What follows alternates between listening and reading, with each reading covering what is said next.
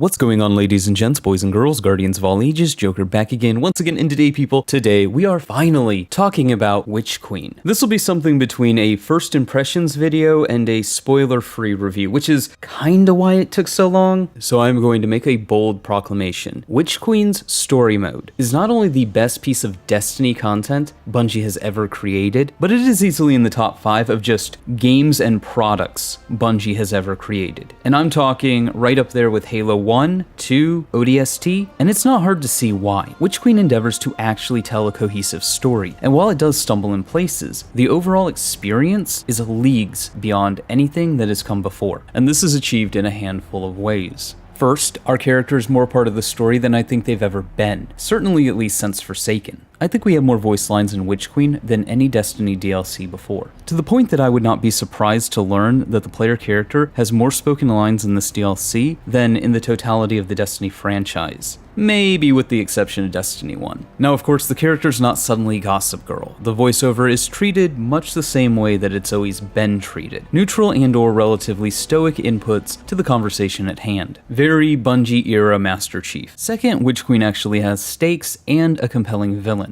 The game doesn't rely on the power scaling BS you see in other Monster of the Week stories. Savathun doesn't pose as much of a physical threat as she does an existential threat. She's not orcs, and she could never hope to brute force her way through us, even with the power that she's stolen, and the game doesn't even pretend she could. And that's to be expected, that's her character. Bungie did a really good job, in my opinion. Third, from a gameplay standpoint, Witch Queen is categorically the single best Destiny campaign Bungie has ever designed. Remember in Forsaken, where you start the campaign and you get the first 2 missions, and the first 2 missions are pretty cool. Then you arrive at the Tangled Shore, and bounty grinding with EXE starts. Or remember Shadowkeep, and it's basically nothing more than bounty grinding with the occasional story missions sprinkled throughout? Yeah, no, in Witch Queen, there is none of that. Witch Queen has some of the best handcrafted levels Destiny has ever seen. Now, I might be a little biased. I did play the entire thing on Legendary. The Legendary difficulty is hard but fair, adding a level of difficulty that makes the game more engaging instead of frustrating. There's no bullshit champions, you're not stuck using X loadout, but this also isn't a switch your brain off, in and out 20-minute adventure campaign, which makes people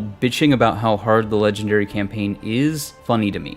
I also really appreciate the way that the level scaling works when you have more players in your game. If you're playing solo, you're going to have a much easier experience than if you're playing with friends. However, if you're playing with friends, you have more options available to you than if you're playing solo. So it's a nice balance of difficulty, but also player expression and freedom, and yeah, it's really well done. I wish more Destiny content had this level of difficulty. If I had to compare it to something, I would probably say that it's more like Halo on Heroic, where it's not too hard, but it's not too easy. It's just right. I really enjoyed the balance that Bungie found here. While Witch Queen's story mode is a blast, there are some growing pains when it comes to the post-game.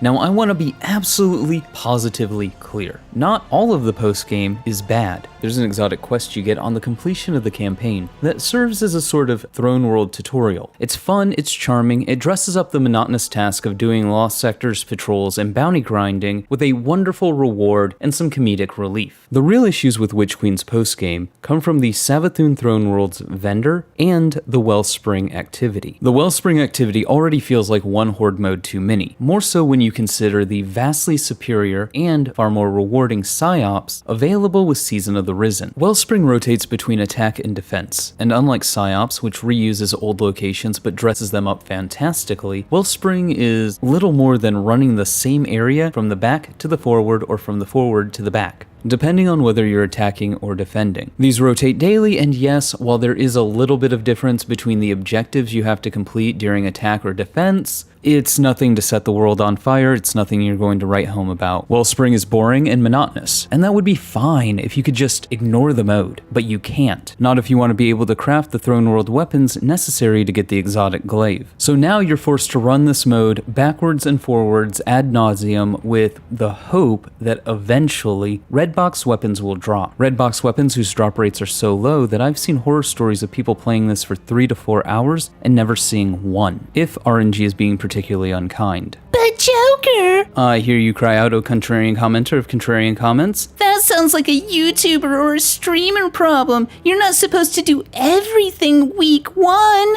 And you might have a point, but consider, how does stretching playtime out over the course of months change the drop rates? If I have to play 5 hours to get a weapon to drop, why does it matter if I play it 5 hours one day or 5 hours over 3 months? It still takes 5 hours and doesn't address the abysmal drop rate. The Wellspring also has higher difficulties, which may or may not increase the drop rates. The jury's still out, but it also gifts additional rewards, like high-statted armor or exotic crafting materials. And that would be great if it didn't require a pre-made 6-man fire team. Yeah, no matchmaking here, which is weird because the Season of the Risen Psyops activity is 3 players, has champions, and is still matchmakeable. And it's not like the Wellspring's rewards are that much better. You can get high-statted armor from the Psyops, the weapons are pretty good. The only real difference seems to be the exotic crafting material, Ascended Alloy. However, Ascended Alloy is available through the weekly story missions, and the drop rate seems to be about the same. It seems like the only reason that Wellsprings is designed the way it is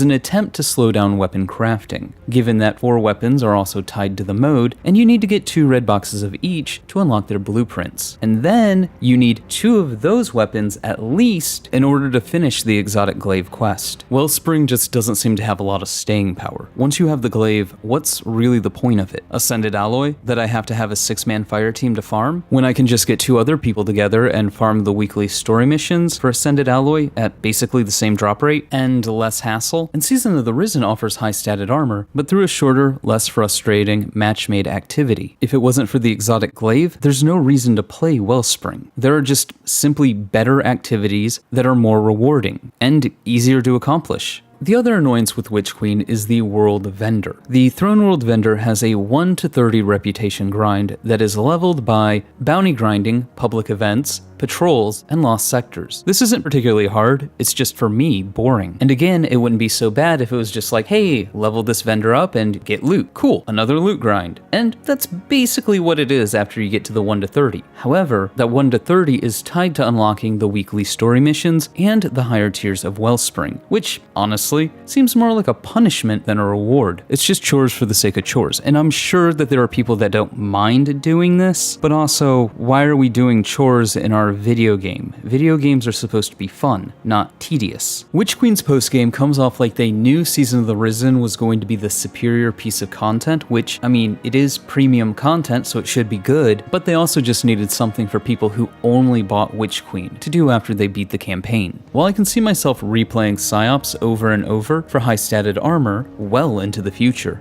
I really can't see myself replaying Wellspring past what I absolutely have to do. And I guess that brings us to weapon crafting. This is clearly weapon crafting 1.0, and Bungie was hyper conservative with it. There's not a lot here, and what's here ranges from good to okay to why. And I'm not saying that's a bad thing. The reality is it's better to be conservative with something like weapon crafting than open Pandora's box. But that also means that some of the weapons are kind of underwhelming. And I really hope that this doesn't carry over to the raid, which will have craftable weapons. Witch Queen's story mode and lore would be a solid 9 out of 10. Witch Queen is by no stretch of the imagination a bad DLC. Its story mode is amazing, but you might run into some tedium in the post-game, where your mileage may vary based on being forced to do things you may not really want to do ad nauseum, and these things really don't contribute to getting raid ready. But like always, reviews are subjective, and those are just my thoughts. Let me know yours in the comments below. Remember to like, but only if you did. Subscribe for more. Feel free to donate to my Patreon if you're feeling particularly generous. But above all else, stay frosty.